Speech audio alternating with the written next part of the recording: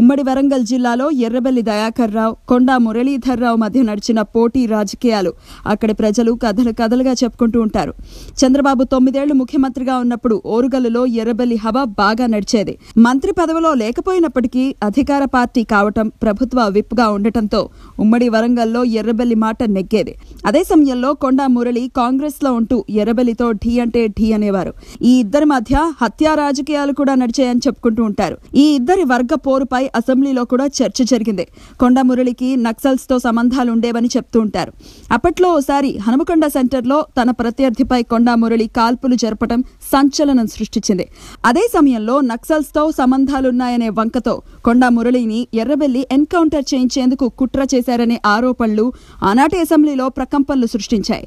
ఎమ్మెల్యేగా ఉన్న కొండా సురేఖ అసెంబ్లీలో కన్నీళ్లు కూడా పెట్టుకున్నారు.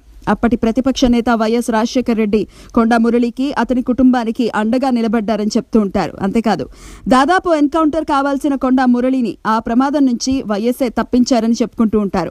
అయితే ఎర్రబెల్లి, కొండా మురళి మధ్య సుదీర్ఘ కాలంగా నడుస్తున్న వైరం ఇప్పటికీ కొనసాగుతోంది. ప్రస్తుతం ఇద్దరు ఒకే పార్టీలో ఉన్నా ఇద్దరు ఉప్పు నిప్పులాగానే కంటిన్యూ అవుతున్నారు. కొండా దంపతుల కంటే లేటుగా గులాబీ గూటికి వచ్చినప్పటికీ జిల్లా పార్టీలో పట్టు సాధించేందుకు ఎర్రబెల్లి పావులు కదుపుతున్నారు.